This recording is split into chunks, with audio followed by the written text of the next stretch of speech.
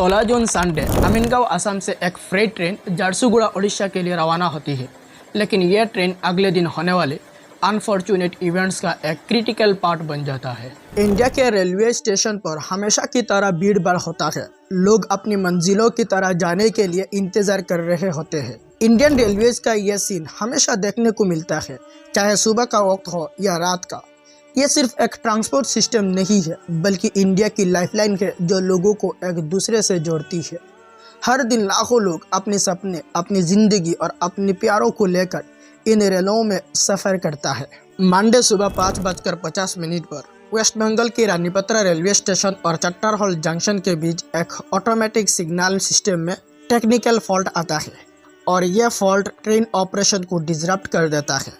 इस डिसरप्शन की वजह से रेलवे ऑफिशियल्स ने 5:51 पर एक TAB 912 ऑथराइजेशन इश्यू किया जाता है।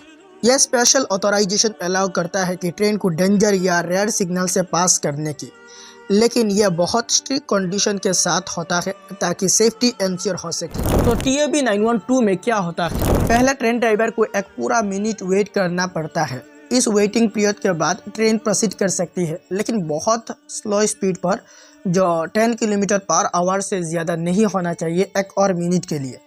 यह एक क्रूशियल सेफ्टी मेजर है जो सिग्नलिंग सिस्टम के सही तरीके से काम ना करने पर एक्सीडेंट्स प्रिवेंट करता है। इसके बीच 6:20 पर शियालदा बाउंड कंचनजंगा एक्सप्रेस जो अराउंड 1400 पैसेंजर्स को लेकर जा रहा था, सबरूम स्टेशन साउथर्न त्रिपुरा से निकल गई अपनी डेस्टिनेशन की तरफ, सारे स्टैंडर्ड प्रोसीजर फॉलो करते हुए। जैसे ही कंचनजंगा एक्सप्रेस रानीपत्रा स्टेशन के पास पहुंची, 8:27 और 8:55 AM के बीच यह सिग्नल इश्यू के कारण सेफ्टी प्रोटोकॉल को फॉलो करती रही और अपनी स्पीड रिड्यूस करते हुए TAB 912 इंस्ट्रक्शन का कॉम्प्लायंस फॉलो करता रहा। लेकिन इसी वक्त एक फ्रेट ट्रेन भी इसी ट्रैक से आगे बढ़ रहा था और अनफॉर्चुनेटली 10 km/h स्पीड लिमिट का कॉम्प्लायंस नहीं हो पाई और ये एक क्रिटिकल एरर था जो इम्पीडेंस डिजास्टर की तरफ ले गई। फिर 8:55 AM पर कंचनजंगा एक्सप्रेस के पीछे से फ्रेट ट्रेन टकराते थे और कंचनजंगा एक्सप्रेस की गार्ड कोच, 2 पार्सल कोच और एक जनरल कोच ट्रैक से आउट होते हैं। एक्सीडेंट के बाद तुरंत ही लोकल लोग और रेस्क्यू टीम्स लोकेशन पर पहुंच गई।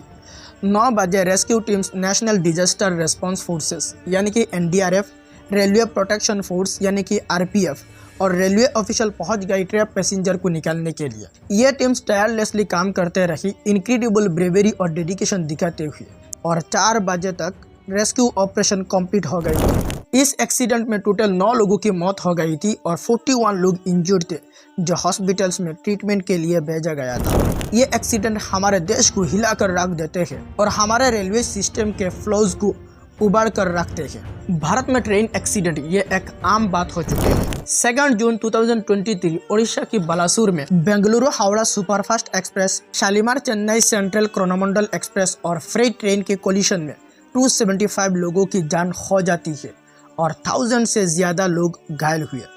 11 अक्टूबर में बिहार रघुनाथ रेलवे स्टेशन के पास नॉर्थ ईस्ट एक्सप्रेस के 6 कोच ट्रैक से आउट हो जाते हैं, जिसमें 4 लोग मारे गए और 70 से अधिक लोग घायल हुए। 29 अक्टूबर 2023 को आंध्र प्रदेश में विशाखापट्टनम रायगढ़ पैसेंजर ट्रेन और विशाखापट्टनम पलासा पैसेंजर के बीच एक भयानक रियर एंड कोलिशन में 17 लोग की मौत हो गई, इंक्लूडिंग लोको पायलट और उसके असिस्टेंट, और 34 लोग घायल हो गए। ये इंसिडेंट अंडरस्कोर करता है कि रेलवे सिस्टम में अर्जेंट सेफ्टी मेजर को एनहेंस करना बहुत जरूरी है। Frequent signal malfunctions, non compliance with safety protocol और ह्यूमन एरर रिकरिंग थीम्स है जो इमीडिएटली एड्रेस होना चाहिए। हमारा रेलवे सिस्टम USA, चाइना और रशिया के बाद दुनिया की 4th लार्जेस्ट रेलवे सिस्टम है। सिर्फ इस साल अप्रैल में 411 मिलियन पैसेंजर ट्रेवल किया और लास्ट ईयर अप्रैल में 370 मिलियंस और 2019 में 350 मिलियन पैसेंजर्स ट्रेवल किया और हर दिन रेल से 24 मिलियन पैसेंजर ट्रेवल करते हैं। इतना बड़ा कॉम्प्लेक्स नेटवर्क होने के बावजूद भी हमारे रेलवे सिस्टम में कुछ बेसिक फ्लॉज है जो इमीडिएट अटेंशन मांगता है। इंडियन रेलवे दुनिया की सबसे बड़ी रेलवे नेटवर्क सिस्टम में से एक है। आज से 160 साल पहले ब्रिटिश कॉलोनियल पीरियड के दौरान शुरू हुई थी। इंडियन रेलवे हमारे लिए एक लाइफलाइन है। क्योंकि हर रोज करोड़ों लोग ट्रेवल करते हैं। भारतीय railway is the only way to connect us from Srinagar to Kanyakumari, Gandhinagar to Agartala और डिब्रूगढ़ टू तिरुवनंतपुरम। यह ट्रांसपोर्ट सेक्टर सबसे ज़्यादा सर्विस प्रोवाइड करने वालों में से एक है। इसमें 1.2 मिलियन से ज़्यादा एम्प्लॉइज़ है और एम्प्लॉय के मामले में दुनिया का 9th लार्जेस्ट सर्विस प्रोवाइडर है और इंडिया में आर्म्ड फोर्सेस के बाद 2nd पोजीशन है। यह इनकार नहीं किया जा सकता कि भारतीय रेलवे ने सेफ्टी के ऊपर कुछ खास प्रोग्रेस नहीं की है, लेकिन कंचनजंगा की इस घटना ने एक बार फिर से इंडियन रेलवे सिस्टम की क्रिटिकल सेफ्टी को याद दिलाते हैं। सरकार की नेग्लिजेंसी, लापरवाही, इक्विपमेंट एरर, रिन्यूअल इंफ्रास्ट्रक्चर ना किया जाने से ट्रेन एक्सीडेंट लगातार बढ़ते जा रहे हैं। हमारा रेलवे सिस्टम सिर्फ ट्रांसपोर्ट की जरिया नहीं, it's a sign of unity. अलग अलग कल्चर और अलग अलग ट्रेडिशन को जोड़ने में मदद करता है। लेकिन बंगाल की इस रिसेंट एक्सीडेंट ने हमारी रेलवे सिस्टम की कमजोरियों को एक कड़ी याद दिलाती है। हमारी थॉट विक्टिम्स और उनकी फैमिलीज के साथ जरूरी है कि अच्छा स्टेप लिया जाए ताकि ऐसे ही ट्रेजेडीज दोबारा ना हो। हमारी प्रॉब्लम सिर्फ रेलवे सेक्टर पर नहीं है, बाकी सेक्टर में भी है। रेलवे मिनिस्टर को रेल एक्सीडेंट्स और ट्रेन में ओवर क्राउडिंग रोकना नहीं आता है।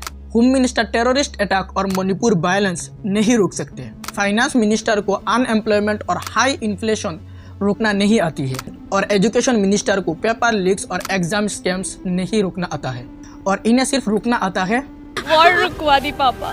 इंडियन एजुकेशन सिस्टम में अभी भी बहुत कमियां हैं और इन कमियों को दूर करना और चेंज करना बहुत ज़रूरी है। हम इसके बारे में नेक्स्ट वीडियो में बात करेंगे। Subscribe our channel and press the bell icon. मिलते हैं अगली वीडियो में। Thank you for watching this video.